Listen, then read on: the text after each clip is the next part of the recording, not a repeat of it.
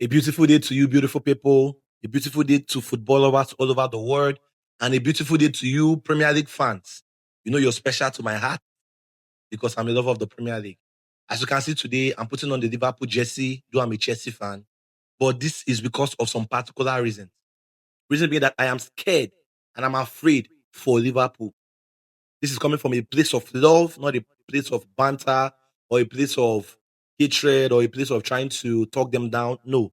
But I'm particularly scared for Liverpool.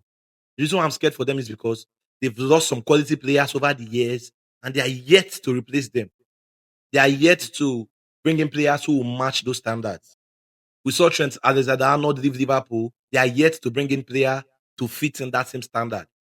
Though Bradley is trying his possible best to do all he can, but he's not yet at that level of Trent. We know what Trent does at set piece. We know how his pullouts are. We know how beautiful he can play football. He can do his work beautifully. He can score some good goals. He can play well at the midfield. Liverpool are yet to bring in a player to fill in that void. Now we just saw Musala leave the team, and in the transfer market, we are not seeing them discuss or talk about any player of that magnitude or quality. I know you can say they are trying to bring in Bakola, but Bakola is coming to fill in another void. We can see that they are trying to sell Gakpo, so I feel Bakola is going to fill in that void of Gakpo. So who will fill in the void of Musala? You saw Andrew Robinson leave them to Tottenham.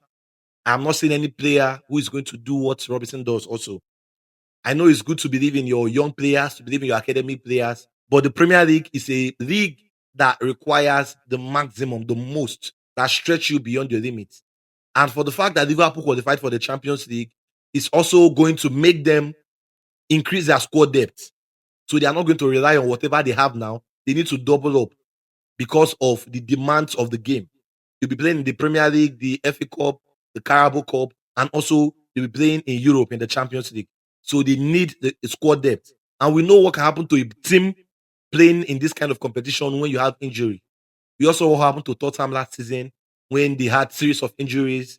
We saw how it affected their season. So for this simple reason, you need squad depth.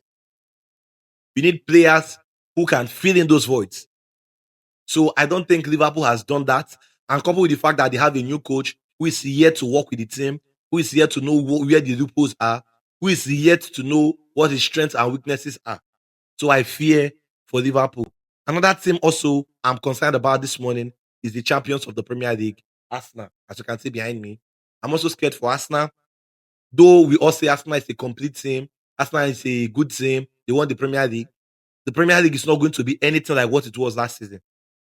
Every team is now working hard on how to defend set piece.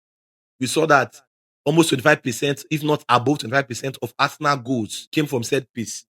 So every team is working too hard to block those loopholes. What is that trying to tell you? That means Arsenal need more than just relying on set piece. Though they can score quality goals. We saw Eucharist do some magic last season. We saw Trossard help the team, Martinelli and all of those. But I feel because of the standard they have set for themselves last season, they don't need to go below that standard. They need more players. We saw Newcastle reject the bidding for Bruno Guimaraes. So we are hoping Arsenal offers another bid. We are also saying that the transaction for Vinicius Junior might not pull through because Vini is back to the Madrid squad, training with the boys, smiling with his new face and his new handsome look. So there are some players I have lined up saying that Arsenal might do well getting them. The first on my list is Jadon Sancho. Sancho now is a free agent. He has no club he's currently playing for. And Sancho is a quality player. We also saw what he did when he went on loan to Dortmund. He came on loan to Chelsea and also on loan at Aston Villa. At Dortmund, he played in the Champions League final, although he lost. At Chelsea, he played at the Conference League final. He won it. At Aston Villa, he played at the Europa League final and he also won it. So he's a good player. We can see from his performance so far. Sancho also is a player who can fit in perfectly into Arteta football. We know how Arsenal like to play on counter. We know how Arsenal like to take players for one-on-one and a player who can pull in crosses. Jadon Sancho is that player for you. A player who can cross with both the left and the right foot. A player who can also strike at critical moments. So Jadon Sancho is an option for Arsenal to explore because At the point, it's not very expensive. He's a free agent. All they need to do is discuss his wages.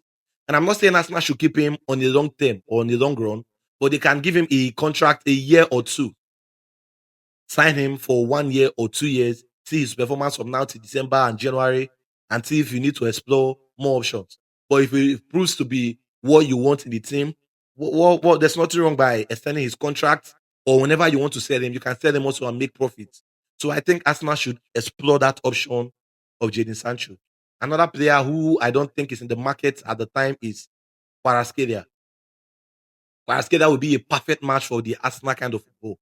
We saw Kvaratskhelia help PSG as a major frontliner win the Champions League back to back and the French League back to back. He was not just a part of the team, but he was a major source in that team. We saw his solo goals, we saw his defensive work, we saw his assists, we saw his dribble rate, we saw how much and how good he can carry counter attacks. So Kvaratskhelia is a player who can fit in perfectly well to the Arteta style of football. He's a player who can easily marry the Arsenal strategy and Arsenal style of playing.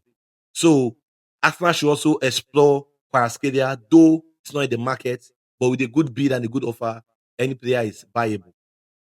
And I know you might be wondering, why is he so bothered about Arsenal, Liverpool when he's a Chelsea fan? Chelsea's not even in the perfect form yet, the perfect shape yet. Well, I always tell you guys, I was first a football fan before I became a Chelsea fan. So I am a lover of good football. I am eager to see good football. Premier League is a league we want to see at the top as always. It's not a league that gets decided a month to the end of the season. No. Premier League is a league that is decided maybe at the last day of the season or a week or 2 weeks before the season ends. So we are not expecting anything less. You can see Manchester United fully booked and fully ready. You can see Tottenham Hotspur fully booked and ready. We are seeing Chelsea also building up. So I want Arsenal and Liverpool to come up with that energy. Arsenal defensively are amazing, midfield wise, doing great. They've gotten Tolis. Tolis is a good addition to the team also, but they need a player to fill in the void of Trossard, who was a major player in their last season. So this is my take on what I think Arsenal should do and my fear also for Liverpool.